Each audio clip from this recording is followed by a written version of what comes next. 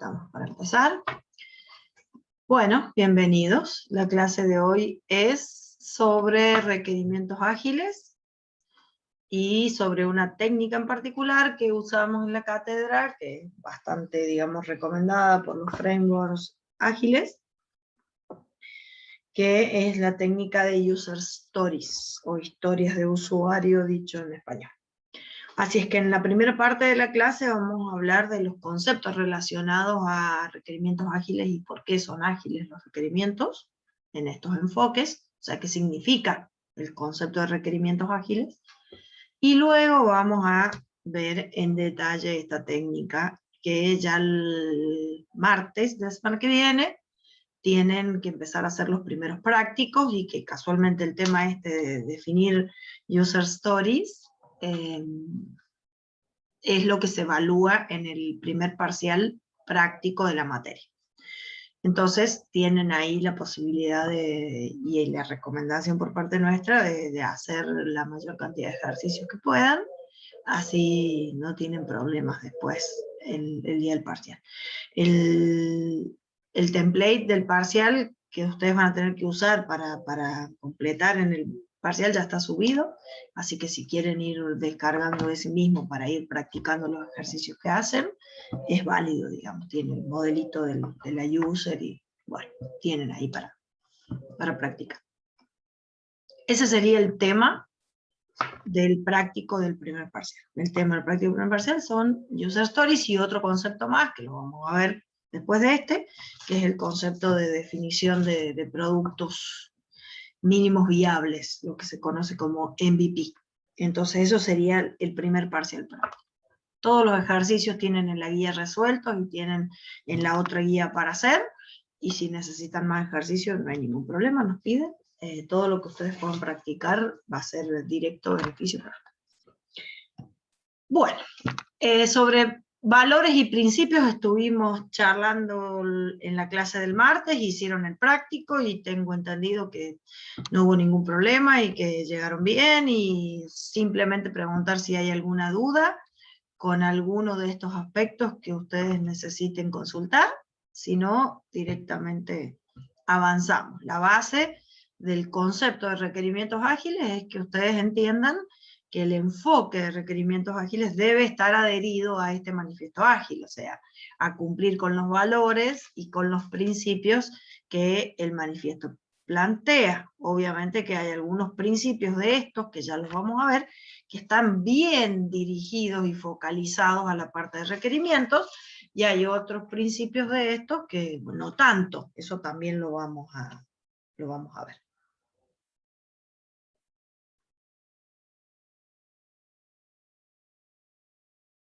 Bien. ¿No hay dudas ni preguntas? Ok, avanzamos entonces. Básicamente, el concepto más importante que hay asociado a los requerimientos con este enfoque ágil es que hay yo no sé qué tanto se acuerdan ustedes de ASI, de segundo año, en el que se vio la ingeniería de requerimientos, y si ustedes recuerdan, digamos, los procesos de ingeniería de requerimientos se organizaban en dos grupos. Por un lado el desarrollo de requerimientos y por otro lado la gestión de los requerimientos. Entonces, la gestión está más vinculada con mantener los requerimientos íntegros, bien identificados, bien trazados, y que si cambian los requerimientos se actualicen en todos los lugares donde se tenga que actualizar esa definición de requerimientos. Esa es la parte transversal, es la parte que ocurre, digamos, todo el tiempo mientras nosotros estamos trabajando con un producto de software. La parte de desarrollo de requerimientos, que es la parte que tiene que ver con identificarlos y especificarlos y validarlos, es la otra rama de la ingeniería de requerimientos. Acá el enfoque plantea cosas distintas tanto para la gestión como para el desarrollo de los requerimientos, ¿sí? Las dos cosas cambian conceptualmente. Y una de las cosas importantes, digamos, de cambio conceptual es que hace mucha fuerza con esto de que lo único importante es dejarlo contento al cliente con software funcionando que a él le sirva, que sea de valor, el foco de este enfoque de gestión ágil apunta a construir valor de negocio. Es decir, nosotros como profesionales informáticos somos una profesión de soporte. ¿Qué significa soporte? Que nosotros ayudamos a otra gente a que haga mejor lo que tiene que hacer. Entonces, no podemos perder de vista eso, no podemos quedarnos en la pantalla de la computadora, sino que tenemos que levantar la cabeza y decir, esta herramienta que nosotros estamos construyendo, porque en definitiva es una herramienta, esta herramienta, ¿a quién en el negocio le ayuda a hacer mejor su trabajo o a cumplir con un objetivo de negocio? Entonces, el rector de nuestras decisiones está puesto sobre la idea de construir el producto correcto que le dé valor al negocio. Entonces, ese es uno de los pilares de los requerimientos ágiles. El otro pilar de los requerimientos ágiles, que no es fácil, porque es un clic interesante que hay que hacer, es que vamos a ir encontrando los requerimientos de a poco. Esto que habla acá de determinar qué es solo lo suficiente, es un gran desafío para quienes están acostumbrados a necesitar tener una definición upfront, que se llama, o sea, toda la definición de los requerimientos desde el principio para poder empezar a hacer algo. Mientras que este enfoque dice, no, hay que empezar con lo mínimo necesario para empezar a girar la rueda y generar realimentación y alimentar el empirismo. Entonces, solo lo suficiente. Empezamos con eso y empezamos. Y después vamos completando. Esa es otra de las grandes diferencias de este enfoque de gestión ágil. Y lo otro es que la parte de desarrollo de requerimientos está muy enfocada a la idea de construir junto con el cliente, con esto de que hay técnicos y no técnicos trabajando juntos. ¿Se acuerdan de ese principio ágil que habla de esto, de integrar equipos con algún referente del cliente, al que Scrum le llama Product Owner, que XP le llama Product Champion?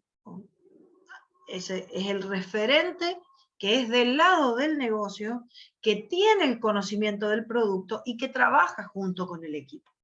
Entonces, juntos, es un trabajo de descubrimiento, esta etapa de licitación que teníamos en la ingeniería de requerimientos tradicional, esta etapa se transforma en una etapa de trabajo muy integrado entre el cliente y nosotros, entre el Product Owner y nosotros. Y juntos, a través de historias que él nos cuenta, las usamos como base para ir armando en nuestra cabeza la definición de producto. Y entonces, obviamente, en este enfoque, uno de los principios rectores, digamos, dentro del agilismo, es esto de que el mejor medio de comunicación es la comunicación cara a cara, porque la idea es armar equipos de trabajo en los que con estas técnicas de descubrimiento, que ya vamos a User Stories una, se complementa con algunas otras, se puede lograr crear la visión de qué producto queremos construir. Y a partir de ahí avanzar. Una de las razones por las cuales necesitamos cambiar el enfoque, esto que les decía de determinar qué es solo lo suficiente, es porque la realidad nos muestra una situación bastante dura, ¿sí? En la cual observen un poquito este gráfico y observen cuál es el porcentaje de características de productos de software que se usa siempre sobre el total de las características que tiene un producto, y miren el número, o sea, solo el 7% de lo que nosotros le entregamos al cliente, lo que él usa siempre. Y si le sumamos el frecuentemente, que tiene el 13% que está acá al lado, estamos hablando de que el 20% del producto que nosotros construimos, el usuario lo usa. El otro 80% o no lo usa nunca, miren el porcentaje de nunca uso. Y si por ahí les cuesta creer esto que yo les estoy mostrando, piensen ustedes mismos en ustedes usando el Excel, o en ustedes usando el Word, o en ustedes usando el Windows, y díganme qué características de los productos de estos que yo les estoy mencionando, qué porcentaje de cosas, de todo lo que tienen ahí, ustedes usan. Y díganme más o menos si estos porcentajes no están bastante ajustados a la realidad. Nosotros como informáticos tenemos a veces una especie de formación profesional con esta frasecita que dice, y ya que estamos, y ya que estamos, y ya que estamos, nos ponemos a agregar cosas en el producto que después, primero nadie nos pidió, segundo después nadie usa, y tercero no cumplimos con los compromisos porque ya que estamos nos pusimos a hacer otra cosa que no tenía nada que ver. Entonces, la gestión ágil de requerimientos intenta equilibrar y contrarrestar esa situación. Y entonces lo hace a través de un concepto muy fundamental, que es que el dueño del producto, el que se llama Product Owner y que se traduce dueño del producto, ese es el que realmente tiene claras cuáles son sus necesidades y su responsabilidad principal es priorizar requerimientos, es decidir qué es lo que él necesita primero, qué es lo que él considera que es de valor de negocio más importante, como para que el equipo se ocupe primero de eso. Entonces, eso lo ubica, hay un contenedor, digamos, de características que hacen falta, ese contenedor se llama Product Backlog, backlog de producto. Ese Product Backlog es una lista priorizada, organizada, donde lo más importante se acomoda arriba en la lista, en la pila, y lo que va teniendo menos prioridad se va acomodando para abajo. Entonces, en este espacio, el dueño es el Product Owner, ¿tá? Literalmente. Él es el que toma la decisión de priorizar. Recuerden que el proceso de priorización es un ordenamiento. Priorizar es ordenar. Lo que yo necesito antes, más urgente o más importante para mí, queda arriba y a partir de ahí vamos acomodando para abajo. Y fíjense que no es una casualidad que esto sea una lista, una cola, una pila, porque eso de alguna manera obliga a tomar una decisión de acomodar una cosa debajo de la otra. ¿Está bien? O sea, un product backlog no es una cosa al lado de la otra, al lado de la otra, al lado de la otra, porque todo es prioridad alta. Si vos lo dejás al usuario, todo es prioridad. Y no se puede así. Entonces es una cosa debajo de la otra, debajo de la otra, debajo de la otra. ¿Cuál es la urgencia? Definirla vos, pero tomá una decisión. Cosa que en los enfoques tradicionales no es muy frecuente que pase, porque tenemos un usuario que no está muy dispuesto a comprometerse, y es un usuario que al no comprometerse en priorizar, te está dejando la responsabilidad a vos. Y entonces después viene y te dice, ay, pero esto no es lo que yo quería, o esto no era tan urgente. Y bueno, en su momento no participaste, me dejaste que tome la decisión yo, y yo tomé la decisión. ¿No es lo que te gusta? Bueno, hubieras abierto la boca antes. Es difícil decirle eso, ¿no? Pero a veces da ganas. Casualmente eso es lo que intenta revertir el enfoque ágil, donde acá, y no me voy a cansar de reforzarlo porque de verdad lo pienso, el talón de Aquiles de éxito, digamos, en estos enfoques de ágiles, es que se pueda realmente implantar una gestión ágil de requerimientos. Y para que se pueda implantar una gestión ágil de requerimientos, tenemos que tener un cliente, un product owner, un referente, que tenga ganas de trabajar de esta manera, pero que además sea alguien que tenga dentro de la organización conocimiento sobre el producto, que tenga posibilidad de tomar decisiones sobre el producto y que tenga las ganas de estar disponible para el equipo para contestar todas las dudas, todas las preguntas, todo lo que el equipo necesite, porque esa situación es la que nos permite a nosotros la compensación de no tener un documento de requerimiento formal, escrito, detallado, con todos puntos y comas.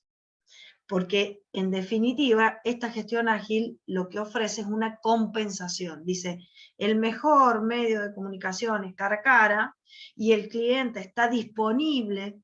De hecho, estos enfoques antes decían on-site client, o sea, ahí todo el tiempo con el equipo. Después se vio que eso no es viable, porque ningún cliente quería estar ahí sentado todo el día, porque te dice yo tengo otras cosas para hacer. Entonces, bueno, se entendió que eso no era viable y se habló de cliente disponible. Pero disponible es cuando yo lo necesito. Disponible es disponible.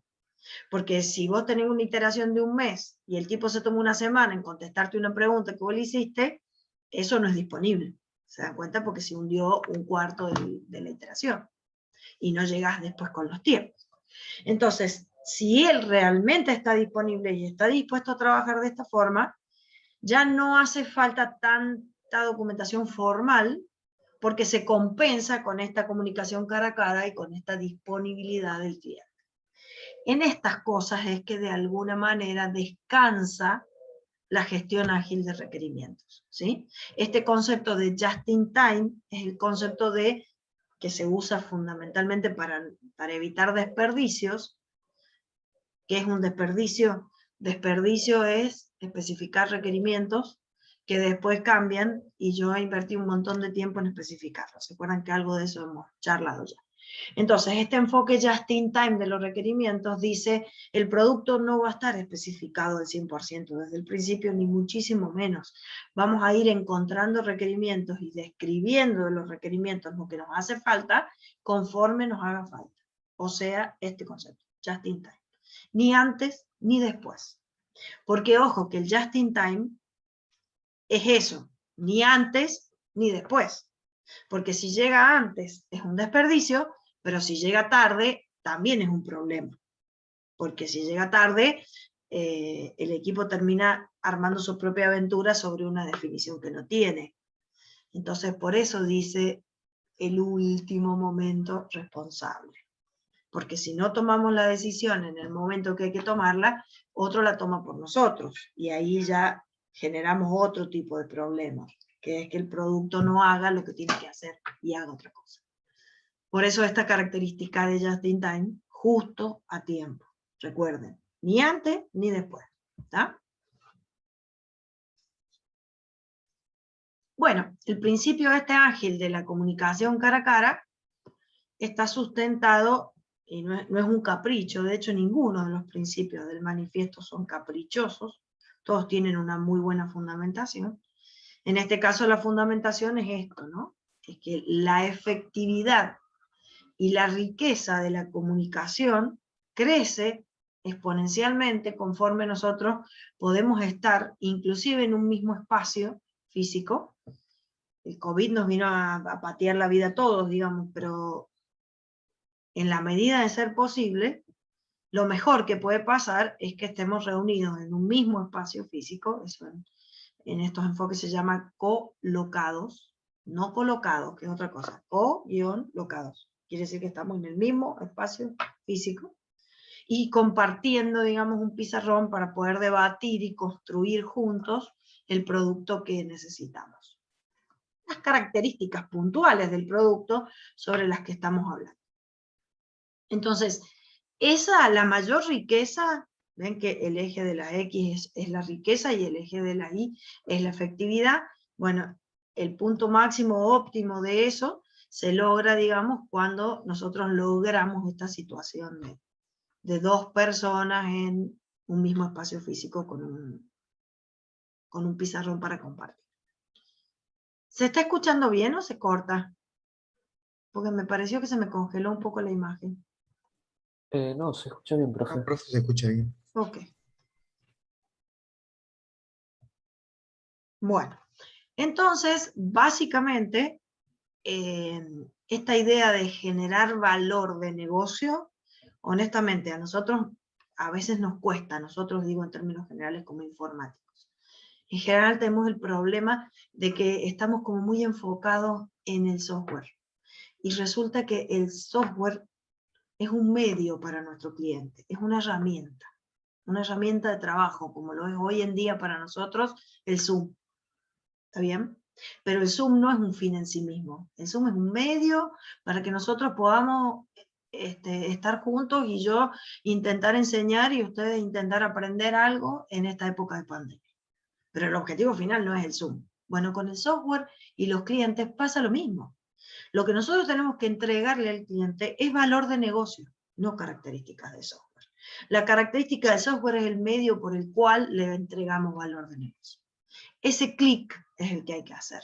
Y entonces ahí vamos a poder ayudarlo al cliente a priorizar, ayudarlo a decidir qué es lo más importante que él tiene que tener primero respecto de otra cosa que puede esperar para un poco más adelante. Que no es una discusión fácil, pero que es hacia donde tenemos que apuntarnos si queremos hacer un trabajo profesional en esto, ¿no? Entonces, desde el punto de vista de los requerimientos, este triángulo del que hemos venido hablando bastante, hay que mirarlo de otra forma.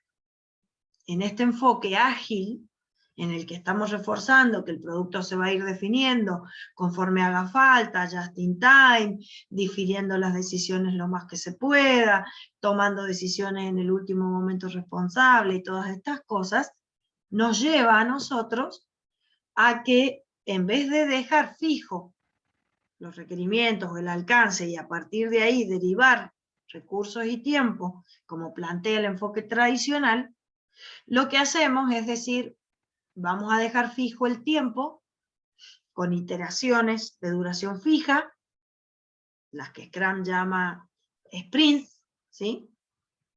Iteraciones de duración fija, eso te deja fijo el tiempo, máximo un mes, dice Scrum. Recursos fijos, ¿qué serían recursos fijos? Y tener un equipo de trabajo con una determinada capacidad que se estima, con todos los recursos de infraestructura, comunicaciones y demás que hagan falta, asignado a trabajar. Entonces, si yo tengo el tiempo fijo y tengo el equipo fijo, digo, ¿cuánto del producto puedo construir con este equipo en este tiempo? Y entonces se acuerda el alcance para esa iteración, con este tiempo, un mes, y este equipo que tiene esta capacidad estimada. Y entonces acordamos cuánto es lo que el equipo puede entregar de software funcionando en esta iteración. Y después se repite. ¿Se entendió la idea? Sí, profe, se entiende. ¿Sí? ¿Quedó claro? Genial. Sí, sí. Entonces, sobre este cambio de cabeza radica un montón de cosas que van a cambiar, ustedes imaginarán. Porque hay que armar contratos ágiles, hay que establecer presupuestos de forma ágil, hay que determinar duración de un proyecto sobre este enfoque, y entonces es un cambio importante el que estamos planteando en términos de gestión. Por eso les digo, la gestión ágil, y todavía no hablamos de la técnica, porque no importa la técnica por ahora, porque puede ser la que vemos o puede ser otra. De hecho, estamos viendo en la cátedra si la vamos a cambiar por otra. No importa la técnica, lo importante es que ustedes entiendan el enfoque, o sea, no importa en esto que estamos hablando, después la van a tener que aprender y hacerla bien para el parcial, pero eso es otra cosa, ¿no? Lo que les digo es que la cabeza tenemos que cambiar todos, y el cliente primero, para aceptarte trabajar con un enfoque así.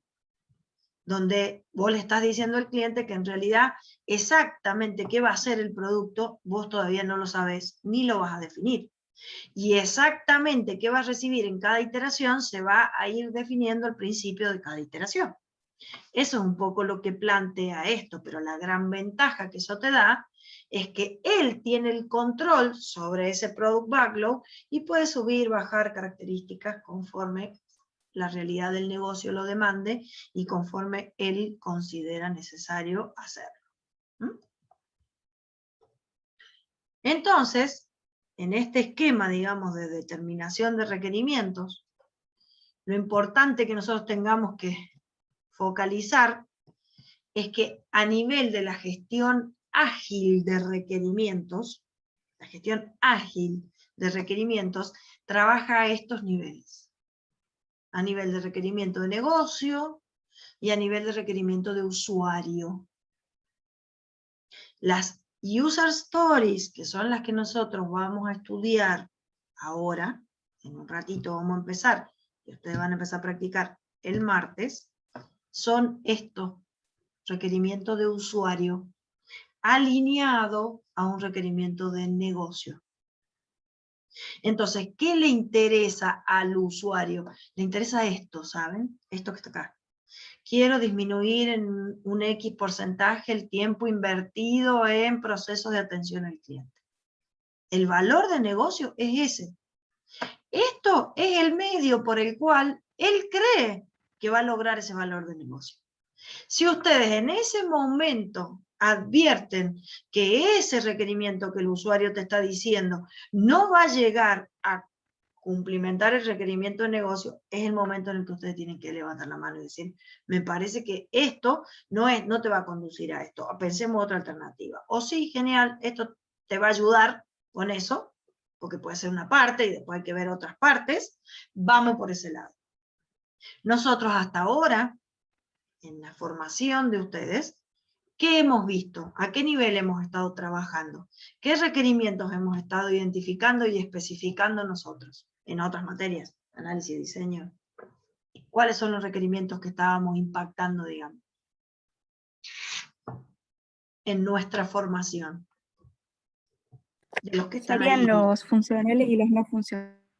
Los funcionales y los no funcionales, y en la parte arquitectónica algo de implementación también, que lo veíamos como una restricción a la definición del diseño arquitectónico que estábamos haciendo, ¿ven?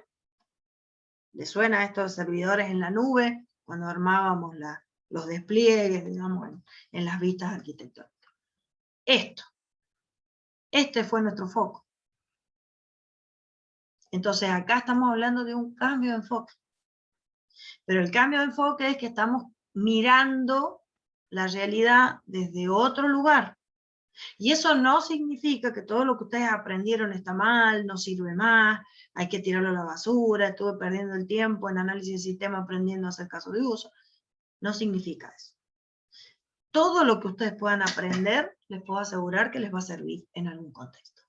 ¿Sí? Y de hecho, en algún equipo, que yo he trabajado en varias empresas que hacen eso, trabajan la identificación de requerimientos de usuario para llegar a requerimientos de negocio con User Stories y su esquema de granularidad que tienen las User Stories, y después cuando necesitan entrar en detalle respecto a algún requerimiento funcional de software, usan casos de uso, por ejemplo, para definirlo. Y lo complementan con prototipos. O no usan casos de uso y usan otra técnica, pero cuando necesitan el detalle del requerimiento de software, usan alguna técnica pensada para especificar requerimientos de software. Las User Stories no sirven para especificar requerimientos de software. Las User Stories sirven para identificar requerimientos de usuario. Y entonces, conforme vayan viéndola, todo esto que estamos hablando ahora, les va a ir cayendo, digamos, la ficha. Lo importante es que este es el foco. El foco de la gestión ágil de requerimientos está puesto sobre el usuario y sobre sus necesidades. Y por eso, en enfoques como Scrum, ¿saben quién es el que tiene que trabajar para identificar cuál es el que tiene la responsabilidad de identificar las User Stories? ¿Saben qué rol es? El Product Owner. Y ustedes me dicen, ¿qué? ¿El Product Owner? Sí, el Product Owner. Pero el Product Owner no es técnico, justamente por eso. Porque él tiene que concentrarse en las necesidades de usuario que van a satisfacer las necesidades del negocio. Y además, a ese nivel, el que tiene el conocimiento es él. Entonces, él lo puede hacer. Y digo, no quien escribe la user, digamos, quien maneja el lápiz, porque es un detalle. La cuestión es de la cabeza de quién sale. Bueno, sale de esa cabeza. Después en los equipos ágiles habrá analistas funcionales, analistas de negocio, lo que fuera, que verán si con esa información que se acordó es suficiente o necesitan hacer alguna especificación de software adicional, de requerimientos de software adicional. Lo importante es para cada herramienta potenciar su uso y sus beneficios. Para cada herramienta tenemos que entender cuál es el contexto de uso de esa herramienta y ahí vamos a poder determinar si esa herramienta va a ser útil o no. Entonces, acá están las User Stories, con un foco claro hacia el negocio. Los casos de uso están acá. Los casos de uso son para requerimientos de software. Me bajo el video un cachito porque me parece que está molestando un poco la comunicación. Bueno, asumo que vamos bien, porque nadie pregunta nada.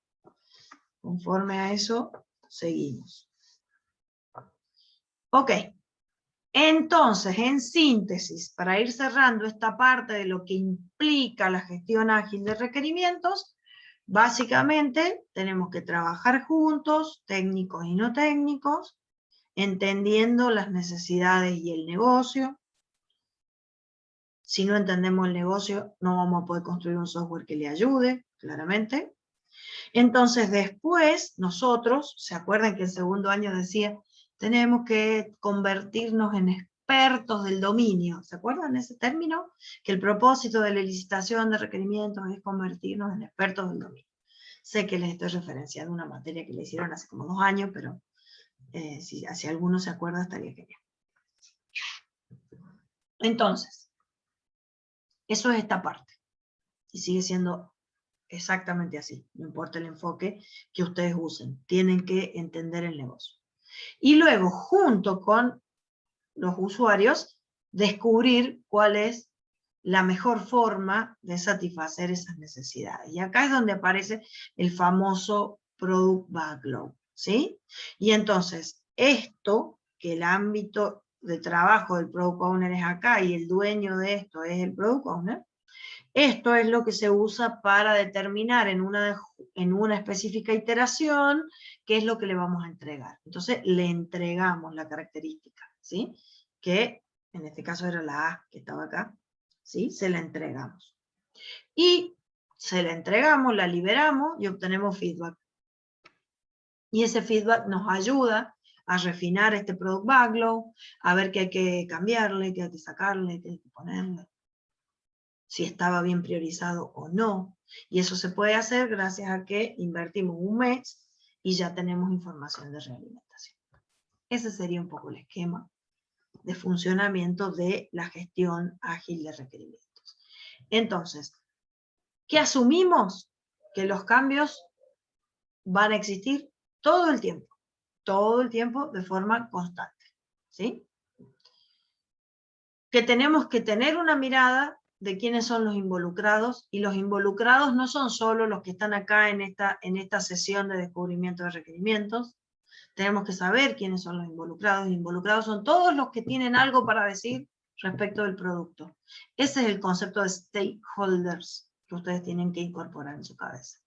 Todos, estén o no estén, porque a la larga van a venir y van a decir, sí, esto así, no, a mí no me sirve. Entonces, ¿qué hacemos para que esto no sea tan caótico? El Product Owner es el representante de todos los que en el negocio tienen algo que decir sobre el producto. Entonces, él los representa a todos, y en un equipo hay un Product Owner, uno, porque si no, es un caos, digamos. Hay alguien que toma la posta de tomar las decisiones respecto al producto que quiere.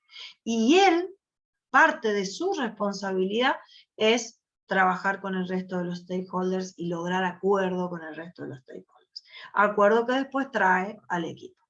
Así, digamos, funciona, ¿sí? De esa manera nosotros estamos intentando esto de lograr esta realidad, que es que el usuario te va a decir realmente si está contento o no cuando tenga algo para ver. Por eso estamos como tan apurados en mostrarle algo, porque él se puede imaginar una cosa y nosotros otra, y nosotros creer que estamos imaginándonos lo mismo, pero hasta que no lo vea, no vamos a saber, digamos, si eso está bien. Esto, fundamental, no todas las herramientas sirven para todos los casos, tenemos que aprender a detectar para cada situación cuál es la herramienta más adecuada, ¿tá? Y no perder de vista que lo más importante es entregar valor de negocio, ¿sí? Bueno, acá tenemos una síntesis de cuáles son los principios ágiles que de alguna manera tributan a la gestión ágil de requerimientos, ¿sí? Entonces, bueno, el rector es este, ¿no? Entregarle al cliente software funcionando. Luego, toda la gestión ágil se arma para estar preparados a que vengan requerimientos de cambio en cualquier momento, ¿sí? El éxito de esto es técnicos y no técnicos trabajando juntos, y no técnicos se lee cliente, representante del cliente, product owner, llámenle como quieran. Pero técnicos y no técnicos es el equipo está conformado por alguien del negocio y no se suplanta. Esto que he visto a veces yo en algunas empresas de, yo no tengo tiempo para ponerte una persona, te la contrato, te pago a vos, poneme vos una. Y decir, perdón, yo no puedo inventar una persona que sepa del negocio de ninguna manera. Así que bueno.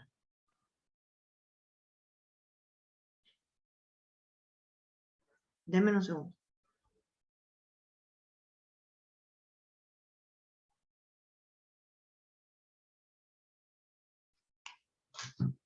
O sea, profe, disculpe. Sí, O sea que desde el inicio ya hay que tener las cuentas claras con el cliente, básicamente. Si no, te puede tirar abajo todo el trabajo y por ahí no estaría bueno aceptar agarrar algo medio agarrado con alambre. O sea, le explicas bien cómo trabajas vos y bueno. sí, es así. Es que no hay otra forma. Porque inclusive hasta la presupuestación del trabajo es distinta, digamos. Entonces vos le decís, mira, yo te ofrezco este enfoque de trabajo que para mí es mejor, pero vos estás dispuesto. Y acá es donde empiezan en serio los conflictos, ¿no? Y de hecho la mayoría de las veces que estas cuestiones ágiles fracasan, porque no se crean que no están fracasando, fracasan porque se implementan mal, de la misma manera que fracasó lo otro porque se implementa mal.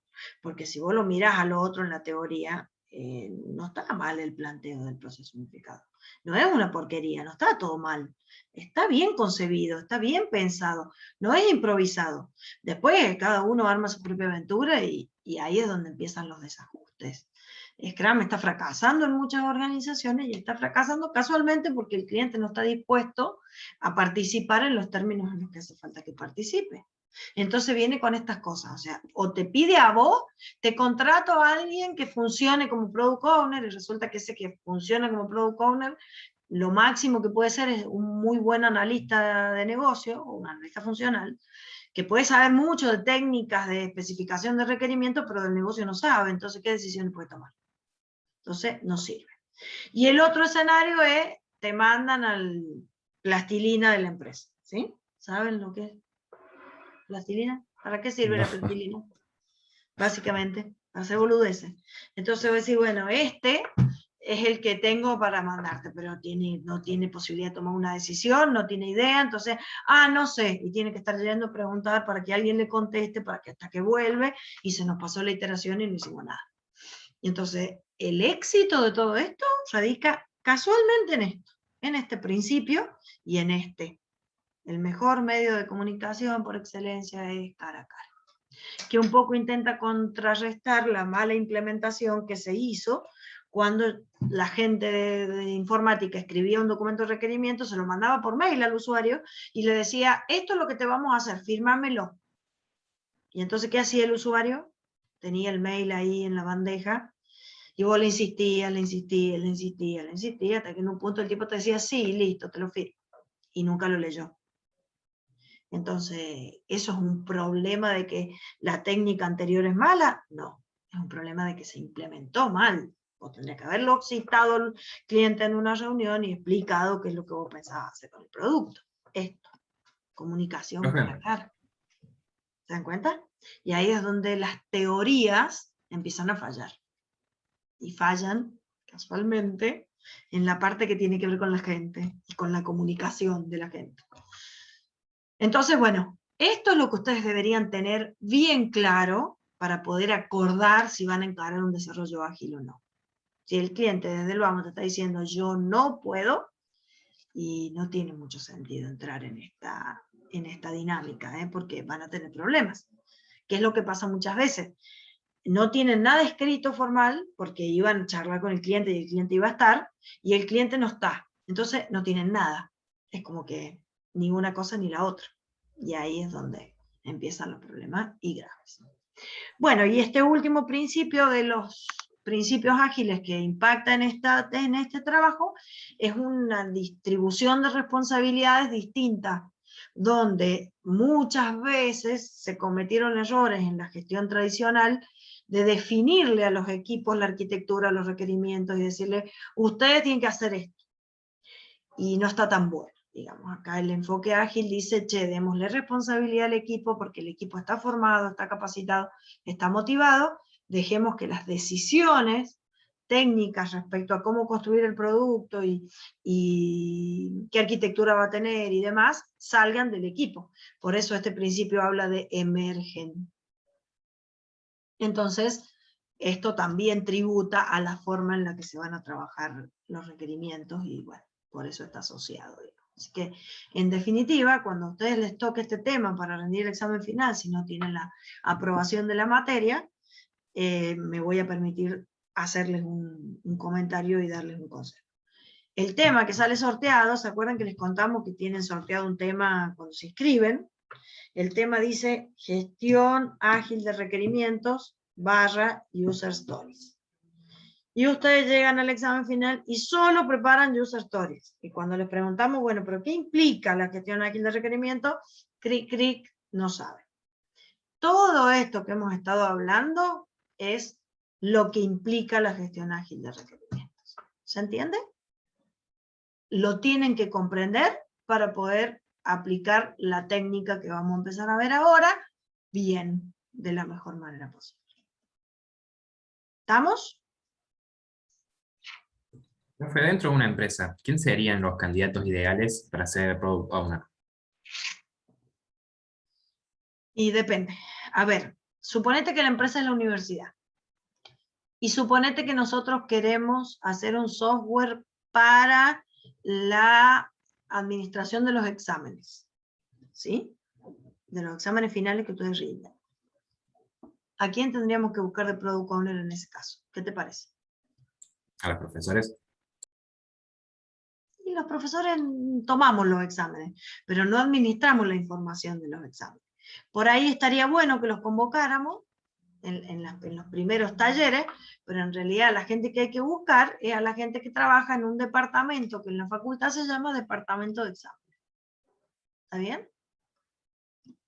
Y entonces esa gente es la que administra la información de los exámenes, es la que interviene en el diseño de los turnos, que después se discuten en los consejos, es la que tiene que capturar la información de las actas, que es en lo que participamos nosotros. Nosotros lo único que participamos es en entregarle actas de exámenes a esa gente.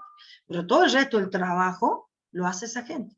Entonces, ¿a dónde hay que buscar en el negocio? El que hace el trabajo. Y dentro de todo ese conjunto de gente que hace el trabajo, ¿quién toma decisiones respecto a cómo se hace el trabajo? Entonces, eso es, cambiemos de negocio, pensemos en un hospital y vamos a hacer un software para la atención de los turnos en los quirófanos, por ejemplo. ¿Y a quién vamos a ir a buscar? Y al jefe del servicio de cirugía del hospital, que él es el que administra los quirófanos. Entonces el jefe te va a decir, no, yo no tengo tiempo, hermano, para esto, estoy muy ocupado. Bueno, decime alguien de tu confianza que tenga el conocimiento y que vos le des la autoridad de tomar decisiones respecto a las características del producto y cómo querés que el producto funcione. Y entonces el jefe de cirugía nombrará a alguien que vendrá y estará disponible acá. Esa es la situación ideal. Después vamos a ver algunas alternativas cuando esa situación ideal no es viable. Lo que es claro es que la figura de Product Owner tiene que venir del lado del negocio. No es un rol informático, es un rol de negocio. Eso es lo que tiene que quedar claro. Después vemos cómo lo podemos conformar de la mejor manera posible si el escenario ideal no se da. Pero eso tiene que estar claro. Pero para todo el mundo tiene que estar claro. En particular, para el cliente. Porque es la parte que casualmente le cuesta entender más. Porque muchas veces te dice que sí, pero después, llegado el momento que hay que empezar a laburar, esa persona no está. Y si esa persona no está, no hay nada que se pueda hacer. Porque esa persona es la que sabe del producto. Bueno, igual vamos a volver sobre tu pregunta un poquitín más adelante y cuando veamos Scrum lo vamos a volver a tratar. Es un tema que hay que digerirlo, así que lo vamos a ver desde varios lugares. Y ahí respondí, Manuel, a tu pregunta en el chat. No sería el rol del jefe de cátedra el más adecuado. El jefe de cátedra no está involucrado en el tema de la gestión de exámenes. Bueno, entonces, ¿qué es una historia de usuario? Una historia de usuario, y se llama historia de usuario para que quede claro que viene del usuario, que quiere contarnos algo que él considera importante que necesita para su negocio. Eso es. Entonces, si ustedes quieren una definición un poco más técnica, es una descripción corta de una necesidad que tiene el usuario respecto del producto de software. Eso es una historia de usuario. Y si descansamos en el hecho de que la parte más difícil de hacer software, ya lo dijo este señor hace muchísimos años, miren, muchos años antes que ustedes nacieran, la parte más difícil del software es decidir qué software queremos. Y esa parte es la que descansa sobre esta figura del Product Owner. Obvio que le vamos a ayudar. Obvio que si está hablando macana se lo vamos a decir. Y muchas veces se lo decimos y él insiste con que eso es lo que necesita y uno termina haciéndole eso porque eso es lo que él pide y después que está hecho se da cuenta que en realidad nosotros teníamos razón y eso no era lo que él quería. Y muchas veces pasa, inevitablemente. Y hay que esperar que él viva la experiencia y se dé cuenta solo de que eso no es. Eso también se da a veces, ¿sí? Pero no es lo mismo que se dé cuando él tomó la decisión y después él dice que no es lo que él quería, a que cuando la decisión la tomamos nosotros. Se dan cuenta que uno queda en una posición completamente diferente. Bueno, la user story, esta técnica de identificación de requerimientos, tiene 3 partes, donde hay una parte que es la más importante de las 3. Ya, con todo lo que hemos dicho y lo que hemos hablado y lo que han escuchado, ¿cuál de esas 3 partes es la más importante para ustedes? ¿Qué les parece? La conversación. Sí, la conversación. La conversación. Que en esta técnica, ustedes les pregunto, ¿dónde queda? ¿Dónde queda la conversación? ¿Queda guardada en algún lugar? ¿Qué dice esto? No. El mejor medio de comunicación es la comunicación cara a cara. A lo sumo quedará en un pizarrón. A lo sumo quedará en una cosa garabateada. A lo sumo, pero la idea de la técnica es un usuario disponible, charlamos y la gente se pone a trabajar en función de lo que charlamos. La parte que queda de la conversación queda en la parte visible de la user story, que es la card, la tarjeta. Esto si buscan información en la web, dice las 3C de una user story. ¿Por qué las 3C? Porque tarjeta en inglés es card. Entonces, card, conversation, confirmation. Las 3C de la user story. La parte visible son la tarjeta, ¿sí? Que en la técnica original era una tarjeta bibliográfica que se escribía al frente, la parte de la card, y al dorso, la parte de la confirmación. ¿Qué son las confirmaciones? Las pruebas de usuario que se identifican necesarias para hacerle después a la funcionalidad una vez que esté construida, que servirían para que este Product Owner me acepte a mí esta característica de software que yo construyo a partir de esta user story. Entonces, esas serían las 3 partes de una user story, donde, bueno, lo más importante, como les decía, es la conversación. La parte visible esta de la card, la tarjeta, tiene una nomenclatura definida.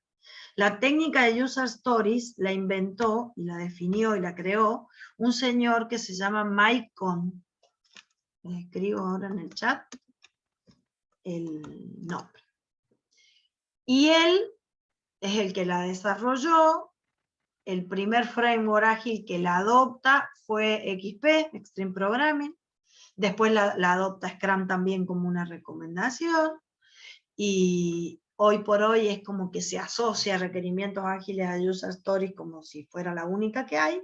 Han aparecido otras, pero esta es claramente la que más peso tiene en el mercado en este momento, por lo menos hasta ahora. Entonces este señor dice, bueno, yo quiero contestar 3 cosas con esta descripción que pongo en la user. Quiero contestar el who, o sea, quién es el que necesita esto, qué es lo que necesita, y más que why, que es por qué, a mí me gusta hacer énfasis en el para qué lo quiero. Pero en definitiva podemos asociar que por qué, para qué, sería el valor de negocio. Esto, yo como usuario, quiero esto porque me aporta este determinado valor de negocio. Yo quiero ganar esto en el negocio a raíz de tener esta característica. Entonces, esa es la sintaxis que se espera que tenga una historia de usuario. Como el nombre del rol de usuario, yo quiero, puedo hacer tal cosa, ¿sí? De manera tal de obtener este determinado valor de negocio. Esa es la sintaxis y tiene una justificación y tiene un motivo. Y recomendaciones. Si ustedes dicen como usuario y toda la user story dicen como usuario, ¿están cumpliendo realmente el propósito del who ese que está ahí? O sea, si dicen usuario y todos los usuarios del sistema se llaman usuario, ¿te sirve de algo? ¿Qué les parece a ustedes? No, porque le daríamos a supongo que todos los no. usuarios el permiso de hacer todas las cosas. Exactamente. Entonces, ¿qué tenemos que hacer? Y pongámosle onda. ¿Quién va a usar esto? Entonces, ¿es lo mismo en un sistema académico poner como usuario, o poner como docente, como alumno, como jefe del departamento de exámenes, como director de departamento? Porque claramente esas gentes tienen necesidades distintas y van a hacer cosas distintas en el software. Entonces, no pongan como usuario, salvo en la user story de loguearse, digamos. En esa sí, porque bueno, sí, todos vamos a ser usuarios al momento de loguearnos en el sistema. Entonces, esa podría tener como nombre de rol usuario. Pero todas las demás tienen que ser una cosa más específica, digamos. Y ya vamos a ver que hay una intención de avanzar bastante sobre la definición del usuario para después poder construir una experiencia de usuario que sea acorde a lo que ese usuario tiene como expectativa. Entonces hay que ocuparse de describir ese perfil de usuario que va a estar asociado a esta user story. Y es importante. Bueno, la actividad es qué es lo que queremos que el sistema haga, y finalmente el valor de negocio, que es lo primero que las empresas dicen, yo uso user stories. A ver, genial, mostrame la user story. No tiene un valor de negocio, nunca jamás lo he visto. Y resulta que ese valor de negocio, ¿para qué se usa? ¿Para qué les parece a usted que es importante tener claro el valor de negocio? Para que el product owner priorice el product backlog. Exactamente, Leandro. Exactamente. Porque ese valor de negocio les sirve para priorizar. Si no ponemos el valor de negocio, es muy difícil priorizar esta user en el contexto de todas las demás. Entonces, eso. Nosotros, adicionalmente a esta sintaxis, y no es obligatorio, pero suele ser interesante usarlo como recurso, trabajamos con este concepto de frase verbal, esto que está acá pintado en fucsia. La frase verbal es una forma corta para referenciar la user story. No es obligación su uso, nosotros en la cátedra la usamos porque la necesitamos para varias cosas, pero nunca sola. Ese es el riesgo de usar frases verbales, que yo lo he visto en algunas empresas, que solo hacen la frase verbal y nada más, y terminas reemplazando la user con la frase verbal. No, gente, no está buena esa decisión, porque la frase verbal hace foco en una manera corta y rápida de referenciarnos como equipo que estamos hablando de una determinada user story, nada más. Entonces nos puede servir para disparar una conversación sobre la estimación asociada a esta user, que es el tema que vamos a ver la siguiente semana que tengamos de clase, que sería el jueves que viene. Ah, no, el jueves que viene tenemos feriado, gente, ¿se acuerdan? Es el 19 de agosto, que es el día de la UTN, así que no tenemos clase, porque tenemos clase recién el otro. Entonces, les decía, para eso nos sirve, pero de vuelta no es obligatorio. Y de vuelta, bueno, en la cátedra sí la usamos, pero después en la técnica, digamos, es un agregado que hizo otro señor que ahora no me acuerdo cómo se llama, pero después se los busco y se los digo, sobre el trabajo inicial de Michael. Entonces, bueno, acá tienen un ejemplito de una user story y cómo se vería, ¿no? Como conductor, esto es para un software de GPS, quiero buscar un destino a partir de una calle y una altura para poder llegar al lugar deseado sin perderme. Este es el valor de negocio. ¿Está? Y la frase verbal sería esto que escribimos acá. Buscar destino por dirección. ¿Qué sería la dirección? Esto, la calle y la altura. ¿Se entiende la idea, gente? ¿Algo de feedback, por favor? Sí, se entiende, profe. Sí, se entiende, claro. Genial. Entonces, en esa línea, el señor Ken Beck, que está acá referenciado, es el inventor, el creador del framework de Extreme Programming, que es el primer framework que empezó a usar User Stories. Entonces, es importante que entendamos lo que son. Y lo que son es esto que está acá. Describen una necesidad de usuario, una característica del producto, son un ítem que nos sirve a nosotros para planificar lo que va a entrar en una iteración, son un recordatorio de que tenemos que ponernos a hablar con el usuario respecto de esta característica que él identificó. De ninguna manera son una especificación de requerimiento, no son una especificación de requerimiento de software, porque ustedes imagínense que con este detalle no estamos especificando nada. Entonces, no es lo mismo esto que un caso de uso. Esto no reemplaza la ERS de ninguna manera, ni la especificación de requerimiento de software que hemos aprendido a hacer antes. Es otra cosa. ¿Tá? Es distinto. Y no estamos haciendo juicio de valor, qué es lo que es mejor, qué es lo que es peor. Esto es esto y sirve para esto. Ya después vemos, en todo caso, cómo compensamos lo que nos pueda llegar a hacer falta respecto de información sobre el producto. Pero esto es una user story. ¿Tá? Entonces, en ese esquema de trabajo, ya habíamos hablado del concepto de Product Backlog, las user stories van cayendo acá al Product Backlog en el orden de priorización que el Product Owner defina.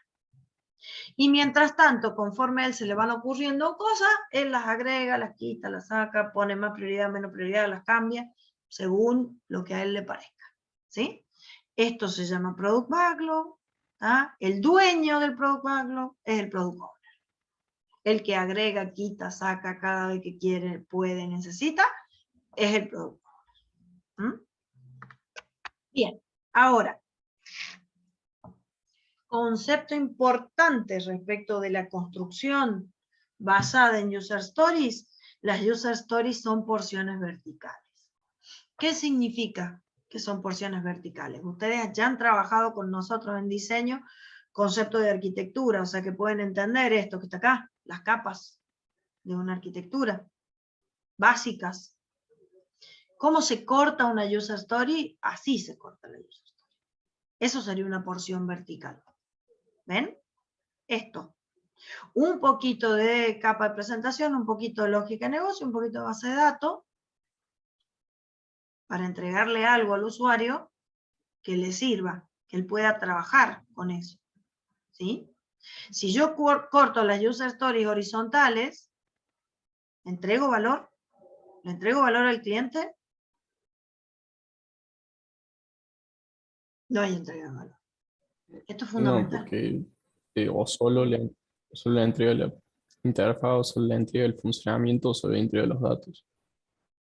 ¿El usuario qué puede hacer con eso? Nada. ¿Puede trabajar con eso? No. Entonces ahí es donde el equipo técnico empieza a romperse la cabeza, ¿no? Porque te dicen, ¿pero y qué? ¿Tengo que diseñar un pedacito de la base de datos? Sí, un pedacito. El pedacito que me hace falta para que esta característica funcione. Nada más. Y tengo que diseñar solo una presentación, una pantalla. Sí, solo una. Podés definir más o menos un esquema de cómo querés la interacción y qué sé yo, fantástico, pero yo necesito una que ande, que es la de esta user. Llevado al extremo, ¿no? Pero lo que les quiero decir es que es muy importante para que ustedes puedan adquirir esta técnica, que este concepto de porciones verticales les quede claro. ¿Quedó claro el concepto de porciones verticales? ¿Se entendió? Bien. Reforzamos un poquito el tema de los roles. Hay que describir los roles, ¿sí? Esta es una de las técnicas para descripción de roles. Es una tarjetita al estilo de las User Stories, donde yo anoto las características general que va a tener. Entonces, supongamos, el rol de usuario para la facultad de estudiante o de alumno. Bueno, persona acostumbrada a trabajar con tecnología, que se familiariza, que fundamentalmente usa el teléfono, que quiere rapidez, que quiere... Entonces, describimos un perfil de usuario para entenderlo y conocerlo, y para que quien diseñe la experiencia de usuario la diseñe pensando en ese perfil de usuario, con cosas concretas.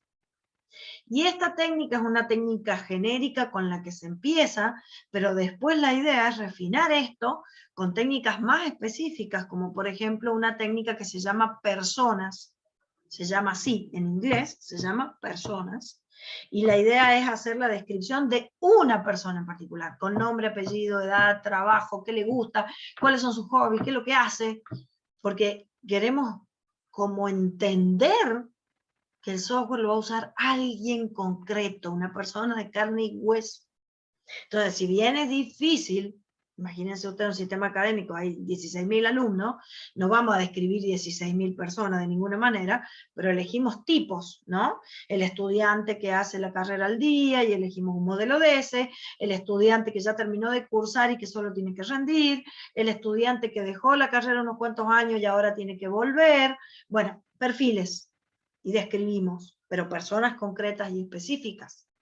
Y de esa manera adquirimos información de a quién le estamos haciendo el sistema, quién se va a sentar a usar esto, a quién esto le va a ser útil o no, me lo va a boicotear o me lo va a aceptar, y me lo va a aceptar tanto que después se va a transformar en un vendedor del sistema para con los demás, que es lo que nosotros queremos, digamos, ¿no? Que nuestros usuarios sean promotores, que salgan después a vender nuestro producto.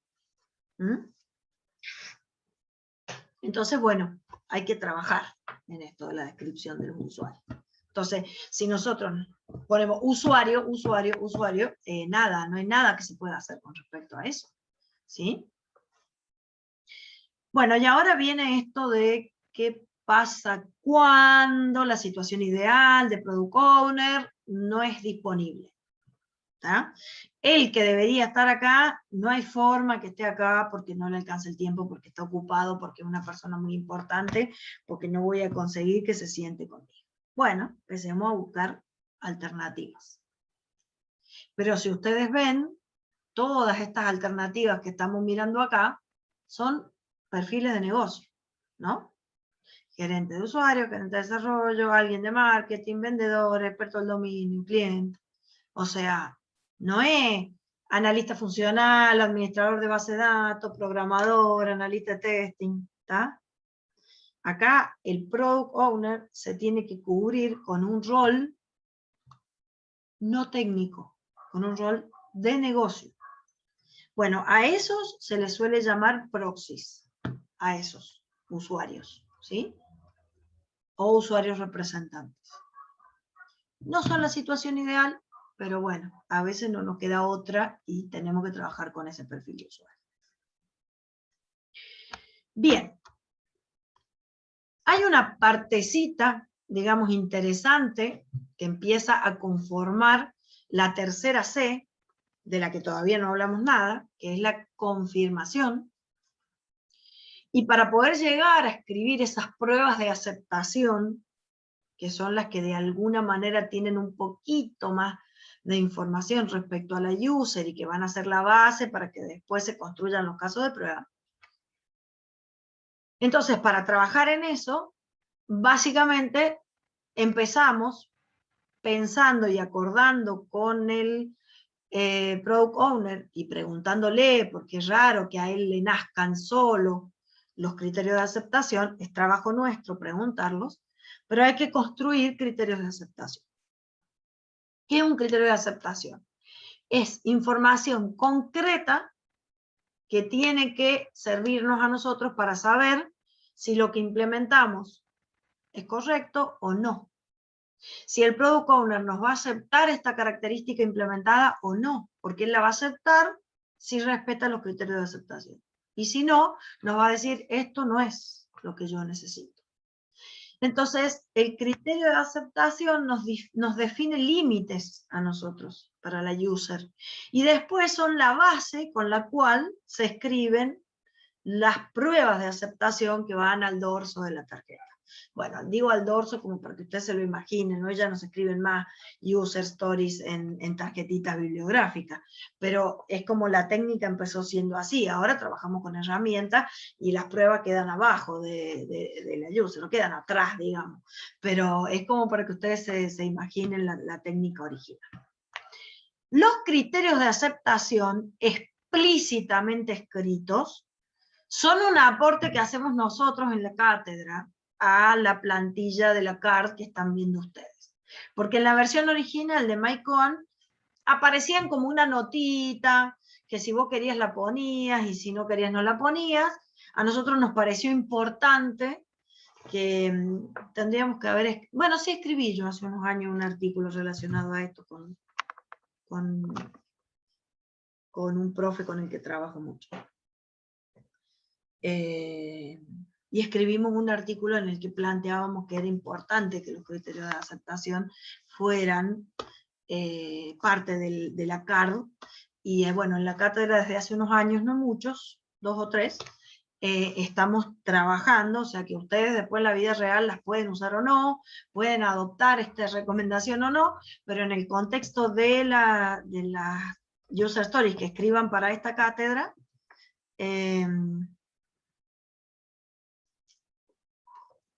es importante que las escriban. Bien, le estoy contestando a Benjamín que me dejó un mensaje. Entonces, acá tienen ejemplos para esta user que veníamos escribiendo de lo que es un criterio de aceptación. Entonces, la altura de la calle es un número. Entonces ahí nosotros ya tenemos que validar, hay criterios de aceptación que son muy sencillitos y criterios de aceptación que no son tan sencillitos. Pero bueno, tienen que estar todos ahí. Estoy diciendo lo que es la altura para mí. La altura es un número. Entonces, cuando se programe, hay que validar en términos de eso. Y de repente, fíjense esto. Este criterio de aceptación aquí va a dar lugar a la existencia de ¿qué? Que ustedes aprendieron el año pasado y el anteaño pasado. La búsqueda no puede demorar más de 30 segundos. ¿Qué es eso para ustedes? Requerimientos no funcionales, más que nada, en general. Un requerimiento no funcional. ¿Está? Es el alerta de que ahí hay un requerimiento no funcional. Entonces, yo te voy a aceptar esta característica si cuando yo me siente a probarla, esto no se demora más de 30 segundos. ¿Se demora más? No la acepto. Por eso se llaman criterios de aceptación, casualmente. ¿Está? Entonces, si bien en la técnica original, si ustedes leen el libro de Mike Cohen, esto no aparece así de explícito, nosotros en la cátedra vamos a trabajar de esa manera, ¿sí? Así de explícito. Pensar cuáles son los criterios de aceptación. Hay users más complejas que tienen muchos más criterios de aceptación. Y hay users que no tienen tanto. Pero uno por lo menos va a haber. Eso es prácticamente seguro que es así. Bueno, entonces, básicamente, se escriben a nivel de usuario. Me pongo en el lugar del usuario y digo qué es lo que yo voy a aceptar como bueno para esta user. No se escriben en términos informáticos, ni de software, ni con palabras difíciles, ni nada. Pero tienen que ser objetivos y verificables.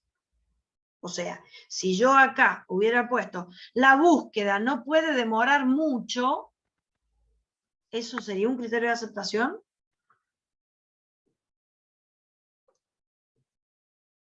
No, pues no sabes cuánto. Exactamente. Por eso no se puede verificar. ¿Qué es mucho?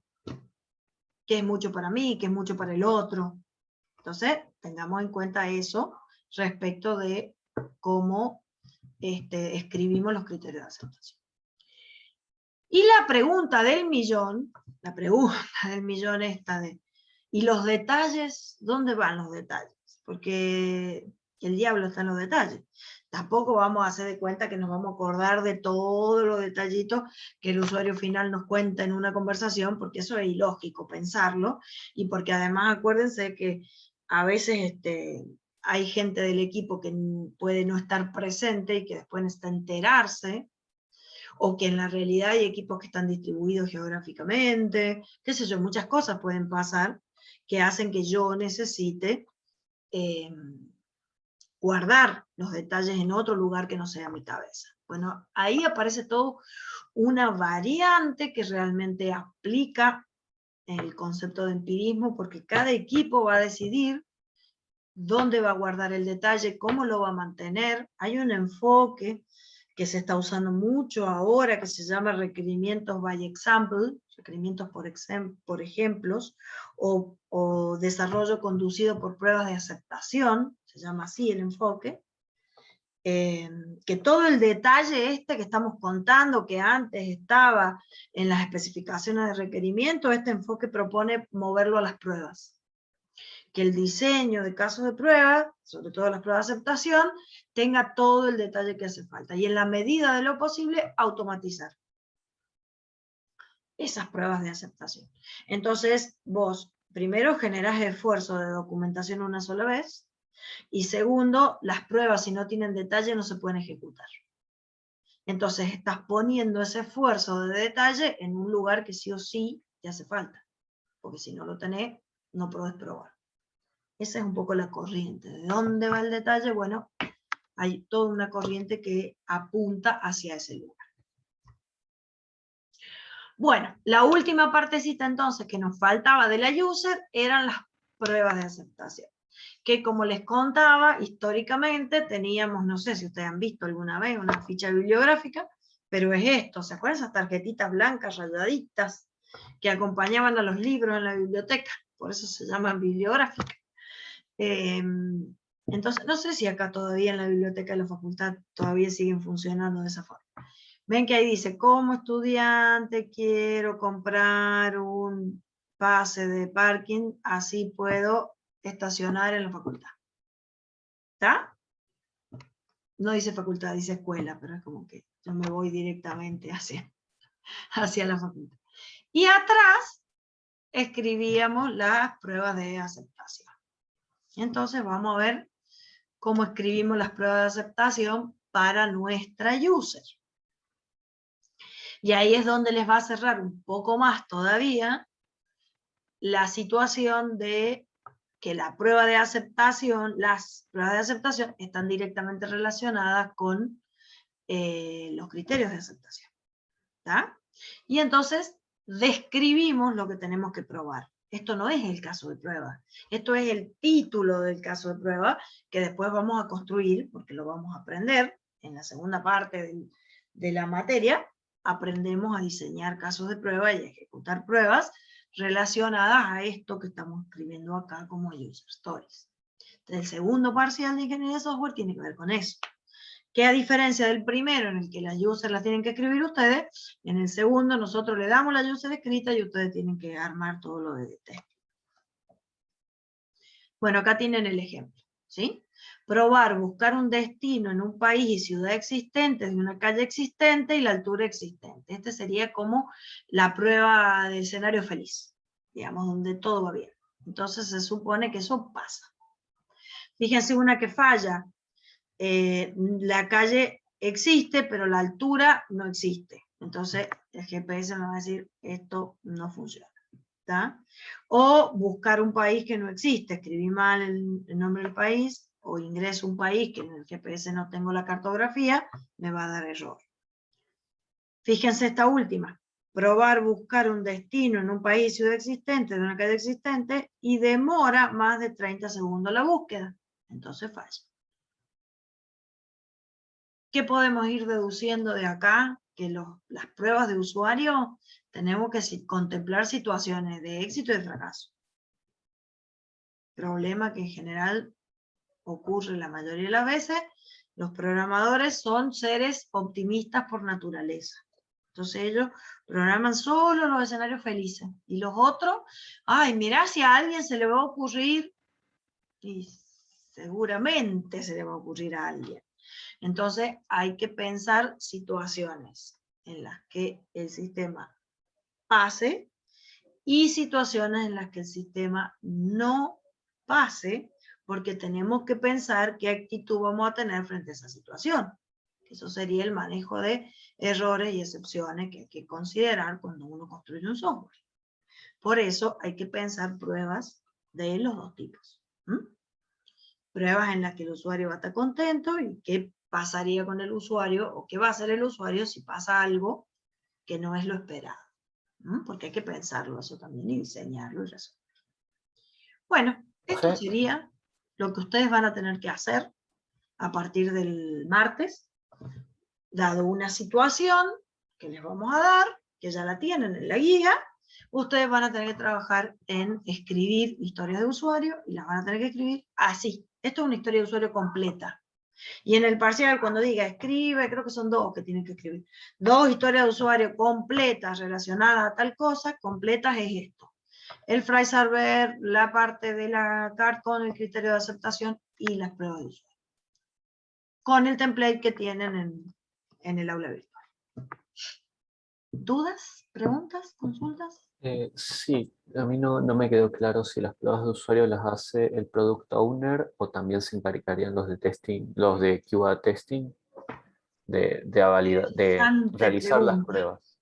O sea, la validación sé que lo hacen el equipo de testing, pero ¿quién crea las pruebas de usuario? ¿Se hace en conjunto? ¿Las realiza solamente uno? Porque, como usted dijo, el programador solamente ve el camino feliz, pero para después analizar las diferentes posibilidades donde falla, no sé si es algo que lo tiene que definir el Product Owner o es algo que se define dentro de la empresa en el equipo de testing. Entiendo tu pregunta. Y tiene varias partes la respuesta. La parte 1 es la teoría de la técnica de User Story escrita por Maicon. Dice que las pruebas de usuario también las define el usuario. ¿Por qué las define el usuario? Y está buenísima la teoría. Después en la práctica es difícil de conseguir, pero yo les cuento la teoría. La teoría dice, las define él, primero porque todos ya a esta altura debemos saber que no se puede probar todo lo que nos gustaría probar del software. Entonces hay que elegir muy bien qué pruebas son las que realmente vamos a hacer. Al que le duele el negocio es al usuario. O sea que qué mejor que él para decirme, che, estas situaciones se me van a dar, estas situaciones se pueden dar. Es muy probable que alguien quiera escribir el nombre de una calle y lo escriba mal. Es muy probable, entonces él nos va contando las realidades. Por eso la palabra es define. Después, nuevamente, gente, quien escribe es lo de menos. Y luego acordemos que hay un principio ágil que dice técnicos y no técnicos trabajando juntos. O sea, que yo diga las define el usuario no significa que él está encerrado solo en un lugar definiendo las pruebas. Es un trabajo colaborativo entre el equipo y el Product Owner, que es parte del equipo, o sea, el equipo. ¿Tá? Entonces, entre todos. Y si ahí hay representantes de testing, mejor, y si ahí hay desarrolladores, mejor, y si ahí hay alguien de User Experience, mejor. O sea, el equipo. Es un trabajo conjunto. ¿Mm? Esto es el ideal. Y después lo posible, ¿qué quieren que les diga? Es lo que cada empresa puede lograr. No está bueno que el usuario final no participe en la elección de las pruebas de usuario. Porque si ustedes lo hacen participar, se garantizan que en el momento que ustedes le presentan el producto, él no va a venir con algo raro. O puede venir con algo raro, pero tendrá que hacerse cargo de que no se le ocurrió antes. No sé si contesté tu pregunta, Ariel. Sí, profe. Muchas gracias. Bien. Y Sí. no sé si ya estamos con el tiempo. El tema de la seguridad del software que se va a desarrollar. Porque también serían un conjunto de pruebas adicionales, pero influyen tiempo y el Product Owner no necesariamente tiene no sé si por ahí no tiene tanto conocimiento para el testing, menos para la parte de seguridad informática del software. Claro, pero eso es habilidad del equipo de desarrollo. equipo que está trabajando en la determinación de las necesidades, porque es parte de lo que él tiene que discutir. Entonces acá ven que yo armé un requerimiento no funcional relacionado a la performance, en este criterio de aceptación. Tranquilamente, si la seguridad es un aspecto crítico para alguna user en particular, será otro criterio de aceptación que derivará pruebas relacionadas con la seguridad. Porque si la seguridad es algo crítico y ponerle más crítico que la performance en un determinado caso, vos vas a tener que tener un criterio de aceptación que diga, no sé, suponete que la seguridad tiene que ver con quién va a acceder, o con el tiempo de duración de la sesión, o con validaciones de identidad en el medio de la funcionalidad, o no se me ocurre qué otra cosa pueda haber vinculada a una user story, porque vos acordate que muchas de las cuestiones de seguridad suelen ser transversales y son decisiones arquitectónicas que se tienen que discutir en otros espacios, digamos, no en el espacio de descubrimiento de user stories, pero que se tienen que discutir.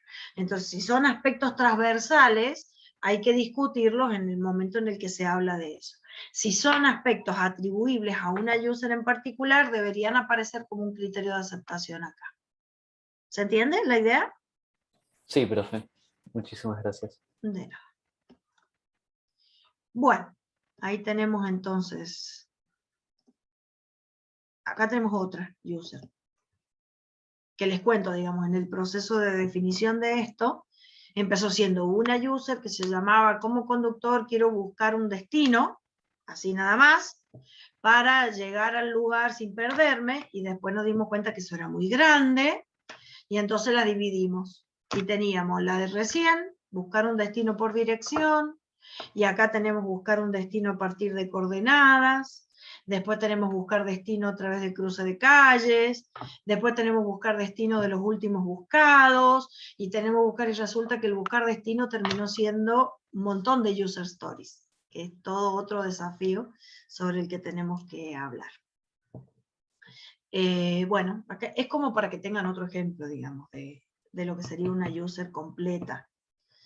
Y después en realidad a esto le falta un pasito más, que es estimarlas, pero en el momento de la identificación, esto es lo que necesitamos para identificarlas. Ahí tienen otro ejemplo, y vamos a esto. Esto es definition of ready, definición de listo. ¿Qué significa esto? Significa una medida de calidad que construye el equipo en su conjunto, el equipo, para poder determinar que la user está en condiciones de entrar a una iteración de desarrollo. Por eso es definición de listo.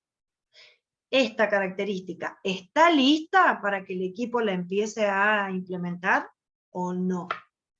¿Cuándo está lista? Cuando cumple con la definición de ready que el equipo construye en forma conjunta. Esto que están viendo ustedes ahí es el modelo de calidad de base que desarrolló Bill Wake, y este señor es el de las 3C, Bill Wake, el mismo. Y que nos ayuda a nosotros a ver si esta user está en condiciones de incluirse en una iteración de desarrollo. Entonces, el definition of ready de un equipo tiene que tener de mínima lo que plantea el Invest Model. Si además de eso yo le quiero agregar otras cosas, como equipo, lo agrego en el checklist de definition of ready que armo y que tengo disponible para todo el equipo en el espacio de trabajo común. Entonces, Invest es un acrónimo independiente. Quiere decir que yo le doy la libertad al Product Owner de que las priorice para que se puedan desarrollar en cualquier orden. Eso es independiente. Después dice negociable. La user tiene que estar escrita en términos de qué necesita el usuario, no de cómo lo vamos a implementar. Valuable significa que debe estar el para qué. Tiene que tener valor de negocio. Estimable, eso todavía no llegamos, ¿sí? Lo vamos a explicar ahora en la próxima clase que tengamos, pero es asignarle un peso a esta user, asignarle un número que me permita a mí compararla con otras y poder determinar cuánto esfuerzo voy a necesitar yo para poder terminar esta user completa, por supuesto, ¿no? Después la característica de small, la pequeña, es la más difícil de todas de imaginar, porque dice, debe ser consumida en una iteración. ¿Se acuerdan esto de que no hay trabajo a medias? Que tenemos que empezar y terminar una característica en una iteración. Entonces, que algo sea pequeño depende mucho del equipo. Depende de la experiencia del equipo, depende de qué tanto el equipo ha definido, digamos, su capacidad de trabajo, y depende de la duración de la iteración, porque si es una iteración de una semana, no es lo mismo que una iteración de un mes. Entonces, esta característica de pequeño a veces suele traer problemas en los equipos ágiles, porque se les va la mano con lo pequeño para que entre en una iteración y resulta que esa user no suma valor de negocio. Entonces, que yo termine algo en una iteración que no suma valor de negocio no sirve. Entonces, hay que tener cuidado en ese sentido. Bien, y finalmente el testeable, que está relacionada con la prueba de aceptación, que es poder demostrar que esa user efectivamente se implementó cumpliendo los criterios de aceptación que se definieron. Esa sería un poco la idea. Este modelo es de mínima el modelo que se usa para construir el definition of ready. ¿Ah? Ojo con el definition of ready, porque por ejemplo, además un equipo puede decir, tiene que cumplir el Invest Model, pero además asociada a cada user yo necesito el diseño de los prototipos, los mock-up de experiencia de usuario. O necesito la partecita del diagrama de clases que tiene las clases que se van a afectar para implementar esta user. O necesito las reglas de negocio que están asociadas a esta user escritas. Y eso lo define el equipo. Por eso de cuánto detalle dónde va, depende del equipo. Bueno, gente, se nos terminó el tiempo, pero a mí me interesaba llegar hasta este punto, que es el punto en el cual ustedes ya están en condiciones de ser práctico el martes. Con lo cual, quedan con Gerardo y con Mica para empezar con sus primeras user stories. Obviamente que si tienen dudas y demás, ellos se las van a poder resolver. Y si no, cualquier cosa lo vemos en la siguiente clase que tenemos de acá a 15 días. ¿Alguien necesita consultar algo? Si no, nos estamos despidiendo. No, quería preguntar nada más, profe, por el práctico 2 y 3 que no están publicados, lo vamos a ver directamente en clase. El práctico 2 y 3 están en la guía. ¿Qué es lo que no estaría publicado? No, que están las tareas de todo el resto, pero no sabía por qué eso no. Ahí está. Ah, porque son prácticos que ustedes trabajan en clase, pero que no hay un entregable. Porque son los prácticos de User Stories que como se evalúan en el parcial, Ustedes no tienen que entregar necesariamente, por eso no tienen tarea en el aula virtual, pero lo tienen que trabajar en clase, y tienen que aprovechar en las clases lo más que puedan, a sacarse las dudas y hacer toda la práctica posible para que estén preparados para el parcial. Es eso. Por eso no ves las Perfecto. tareas. ¿Estamos? Sí, sí. Bueno,